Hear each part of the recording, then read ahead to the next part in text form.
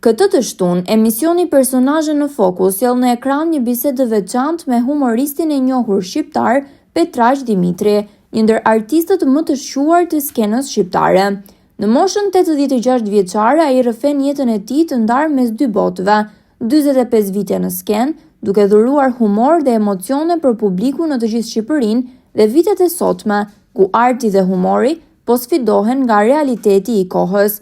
Në vitin 1972, Petraq Dimitri u nderua me urdhrin Naim Frashëri, një vlerësim për humorin e tij të veçantë dhe talentin e spikatur në skenë. Sot, ai na rikthen në kujtimet e atyre viteve të arta, duke folur për artistët, shoqërinë dhe magjinë e humorit të dikurshëm, kur skenat mbusheshin plot dhe duartrokitjet nuk ishin të ndalur.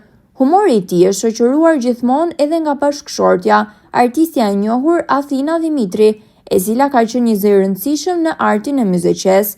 Ndërsa dikur kënga myzeqare ishte një traditë e fortë në skenat e koncerteve, sot artisti shpreh keqardhjen që brezat e rinj nuk trashëgojnë me humorin e vërtet, por vetëm batuta të përditshme. Në një bisedë të hapur dhe kritike, Petraq Dimitri ngre shqetësimin për shkrirjen e estradave, mungesën e profesionistëve dhe indiferencën e institucioneve ndaj artistëve të mëdhenj, të cilët dikur i dhuronin publikut art dhe reflektim mbi jetën. Ky emision, që ka në qendër personazhe që sjellin mesazhe të forta për shoqërinë, sjell përballjen e Petraq Dimitrit me pyetjet e gazetarit Ndriçim Gjoshi, duke na dhënë një pasqyrë të realitetit që sfumohet, por nuk humbet kurrë tek njerëzit e zakonshëm. Mos e humbisni këtë episod të veçantë të Personazhe në Fokus, të shtunën në orën 21.